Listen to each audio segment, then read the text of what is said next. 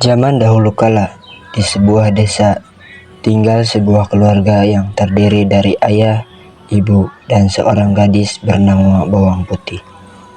Mereka adalah keluarga yang bahagia, meski ayah Bawang Putih hanya pedagang biasa, namun mereka hidup rukun dan damai. Namun, suatu hari ibu Bawang Putih sakit keras dan akhirnya meninggal dunia. Bawang Putih sangat berduka, demikian pula ayahnya. Ayah, mengapa ibu pergi meninggalkan kita begitu cepat? Ini memang sudah takdirnya, nak. Ya, sudahlah ya. Ya, anakku, yang sudah, biarlah sudah. Di desa itu tinggal seorang janda yang memiliki anak bernama Bawang Merah. Semenjak ibu Bawang Putih meninggal, ibu Bawang Merah sering berkunjung ke rumah Bawang Putih.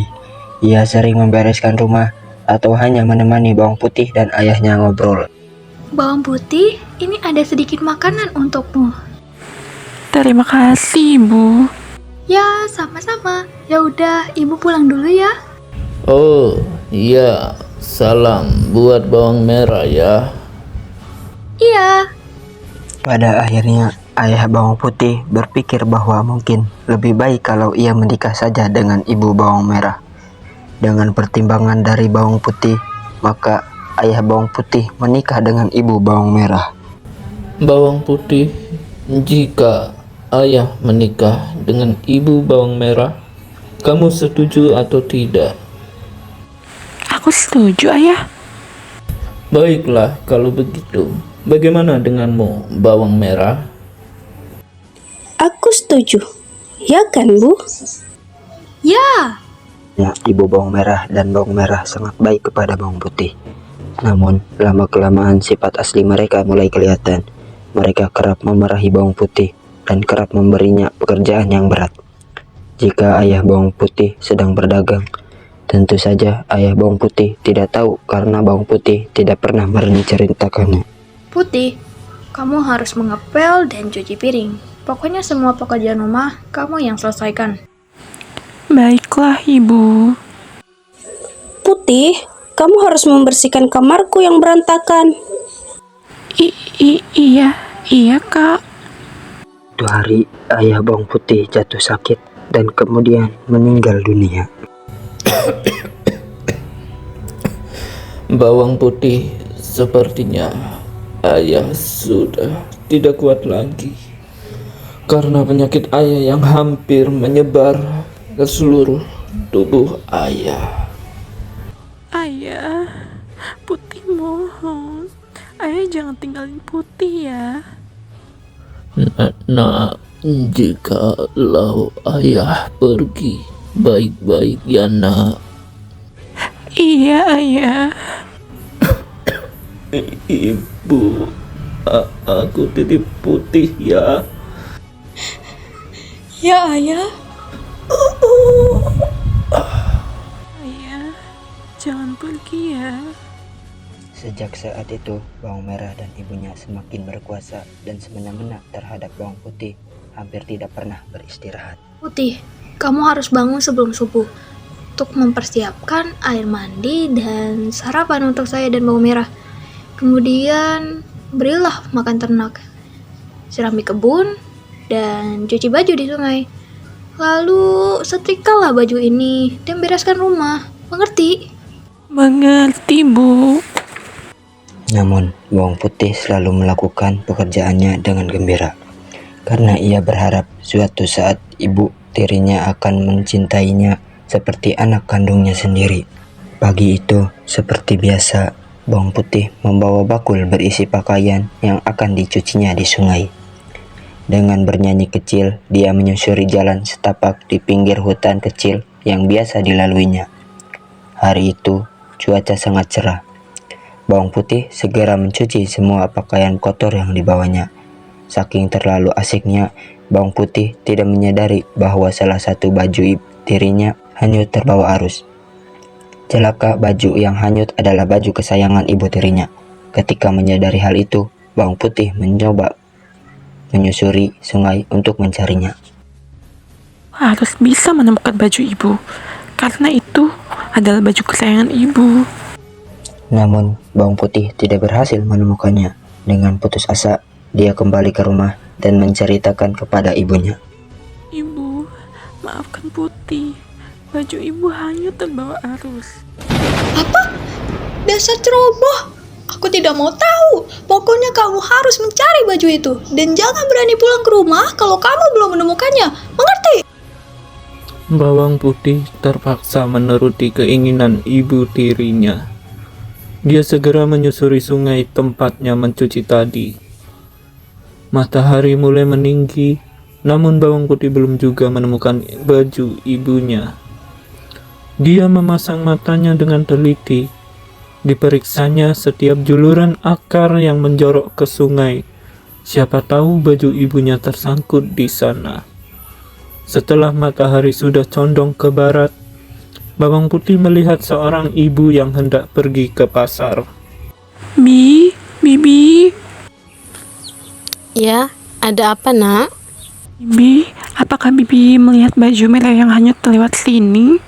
Karena saya harus menemukannya dan membawanya pulang. Ya, tadi saya lihat. Kalau kamu mengejarnya cepat-cepat, mungkin kau bisa menemukannya. Baiklah, Bi. Terima kasih. Sama-sama nak. Hari sudah gelap, Bawang Putih mulai putus asa. Sebentar lagi malam akan tiba.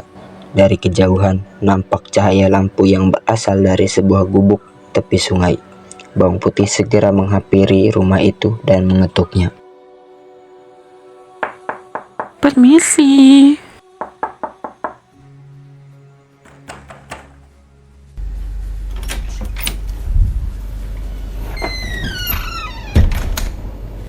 Siapa kamu, nak? Saya Bawang Putih, Nek. Tadi saya sedang mencari baju ibu saya yang hanyut. Dan sekarang kemalaman. Bolehkah saya tinggal di sini malam ini? Ya, tadi baju itu tersangkut di depan rumahku. Sayang, padahal aku menyukai baju itu. Baiklah, aku akan mengembalikannya.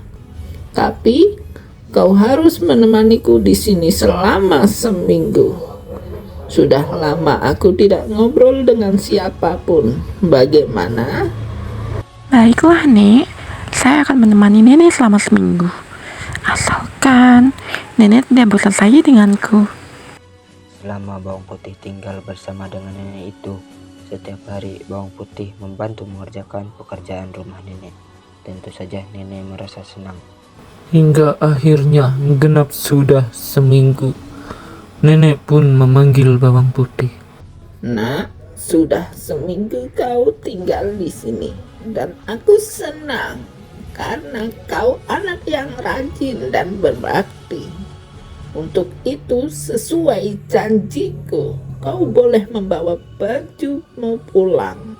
Dan satu lagi, kau boleh memilih salah satu dari labu kuning ini sebagai hadiah.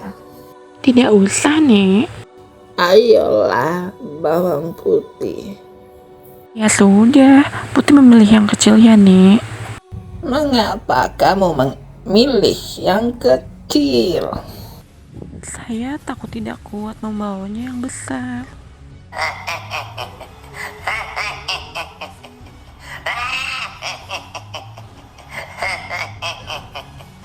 Sesampainya di rumah, Bawang Putih menyerahkan baju merah milik ibu tirinya. Bu, ini bajunya. Ya sudah, sana pergi. Baik, Bu. Bawang Putih pun pergi ke dapur dan membelah labu kuningnya. Alangkah terkejutnya Bawang Putih ketika labu yang terbelah berisi emas permata.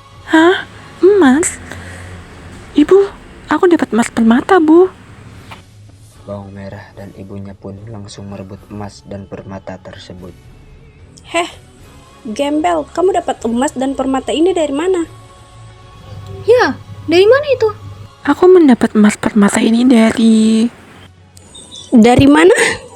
Waktu itu, aku mencari baju ibu yang hanya terbawa arus. Kemudian kemalaman menginap di rumah nenek di pinggir sungai.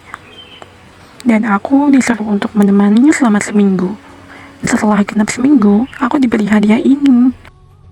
Setelah mendengar cerita bawang putih, bawang merah pun berencana untuk melakukan hal yang sama.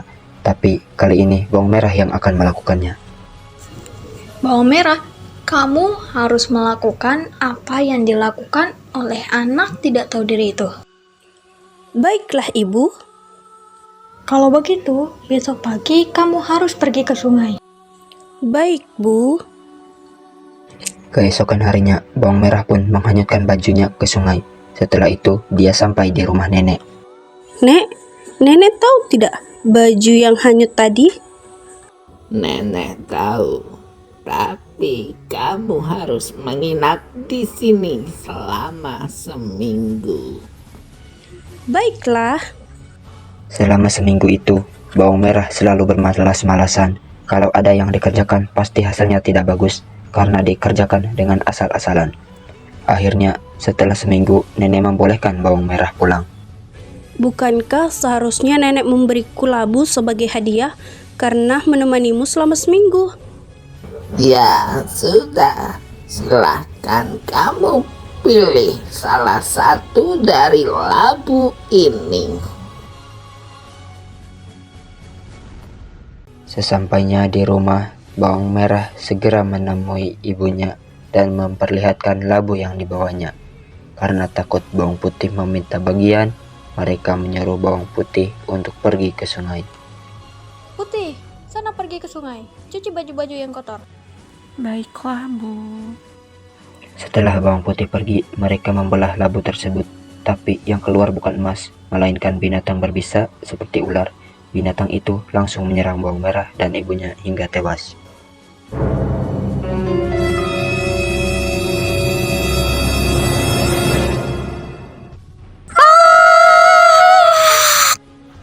Itulah balasan bagi orang yang serakah dan akhirnya tamat